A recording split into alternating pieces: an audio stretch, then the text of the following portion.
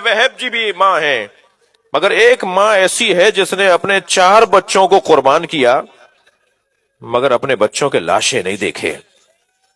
روزانہ جنت البقیع جاتی ہیں، انگشت شہادت سے 4 قبروں کے نشان بناتی ہیں اور 4 قبروں پہ 4 بچوں کے نام لکھ کر کہتی ہیں لا تدونی ام البنین، خبردار مجھے ام البنین نہیں کہا کرو، ام البنین تو بیٹوں کی ماں کو کہا جاتا ہے۔ میرے وہ بیٹے کہاں ہیں جن کی میں ماں ہوں؟ اجرکم اللہ، اجرکم اللہ، آپ کی آوازیں بلند ہیں، اللہ آپ کو اجر و ثواب عطا فرمائے۔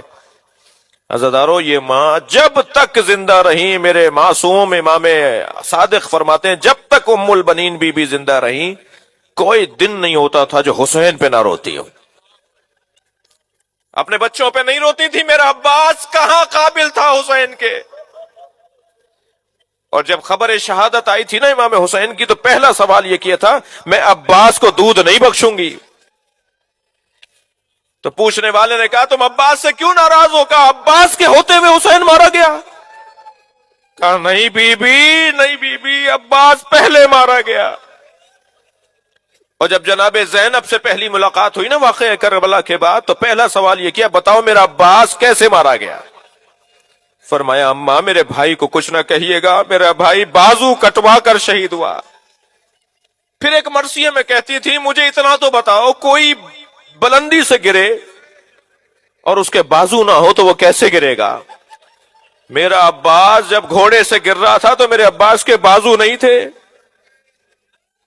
ساری زندگی جس بی بی نے حسین پر گریہ کیا، حتیٰ 64 ہجری میں بی بی کی شہادت رحلت ہوئی ہے 13 جمادی الثانی جو کل کی تاریخ ہے، 13 جمادی الثانی 64 ہجری میں واقع کربلا کے 3 سال اور کچھ مہینے بعد جناب ام البنین کی شہادت ہوئی ہے۔ 3 سال کچھ مہینے روزانہ مرثیہ پڑھتی تھی، روزانہ کبھی علی اکبر کو یاد کر کے، کبھی قاسم کو یاد کر کے، کبھی اون و محمد کو یاد کر کے۔ مرثیوں کی تعداد بھی جناب ام البنین کی بہت ہے، بی بی شاعرہ بھی تھیں، بی بی مرثیہ لکھتی تھیں، جو مرثیے کے تقاضے ہیں وہ پورے بی بی کے مرثیے موجود ہیں، بی بی کے مرثیے موجود ہیں۔ ایک روایت کہتی ہے کہ محلہ بنی ہاشم سے ایک دن مروان کا گزر ہوا، وہ اپنے اونٹ پر بیٹھا ہوا تھا کہ ایک گلی میں جب ایک داخل ہوا تو ایک گلی میں گزرتے ہوئے کیا دیکھا کہ ہر آتا جاتا شخص رو رہا ہے۔ جو اس گلی سے گزر رہے ہیں نا لوگ، آگے سے آ رہے ہیں، کوئی پیچھے سے گزر رہا ہے، کوئی دائیں بائیں ہو رہا ہے، کوئی آ رہا ہے جا رہا ہے، وہ روتا ہوا جا رہا ہے۔ کہ ایک مرتبہ اس کو توجہ ہوئی کہ ایک کسی بی بی کے رونے کی آوازیں آ رہی ہیں۔ اس نے پوچھا یہ ماجرا کیا ہے؟ کہ جتنے لوگ بھی یہاں سے گزرتے ہوئے رو رہے ہیں نا وہ اس بی بی کی وجہ سے رو رہے ہیں۔ کہا یہ کون بی بی ہے؟ کہا یہ عباس علمدار کی ماں ہے، یہ ام البنین بی بی ہے جو رو رہی ہے۔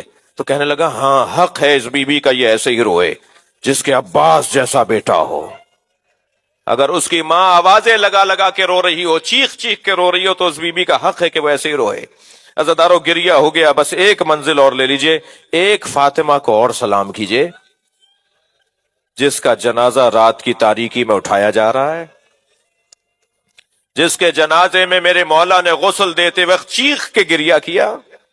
جب سلمان نے پوچھا نا مولا آپ کے رونے کی آواز کوچے تک آ رہی تھی، فرمایا میں سیدہ کو جب غسل دے رہا تھا فاطمہ کی 2 پسلیاں ٹوٹی ہوئی تھی، فاطمہ نے مجھے نہیں بتایا کہ میری پسلیاں ٹوٹی ہوئی ہیں۔ آواز دی ہلم یا حسن یا حسین، اے حسن حسین آؤ اپنی ماں کا آخری دیدار کرو، اے زینب ام کلثوم اپنی ماں کا آخری دیدار کرو۔ اب فاطمہ سے محشر میں ملاقات ہوگی۔ عزادارو وہاں سے جناب زینب آگے بڑھی، سینے پہ سر رکھ دیا، بی بی ام کلثوم آگے بڑھی، پیر پکڑ کے بیٹھ گئیں، امام حسن آگے بڑھے، ماں کی پیشانی کا بوسہ دیا، حسین کو دیکھا کہ دور کھڑے رو رہے ہیں۔ میرے مولا علی نے پوچھا بیٹا آگے بڑھو اپنی ماں کا دیدار کرو۔ کہا بابا میری ماں مجھے چھوڑ گئی، حسین یتیم ہو گیا، میری ماں آج مجھے گلے لگانے کو تیار نہیں ہے، بس حسین کی خواہش کا اظہار ہوا، زہرا کے کفن کے بند کھلنا شروع ہوئے، دونوں ہاتھ فضا میں بلند ہو گئے، حسین آگے بڑھے، سینے پہ سر رکھا، میری بی بی نے دونوں ہاتھ پشت حسین پہ رکھ دیے۔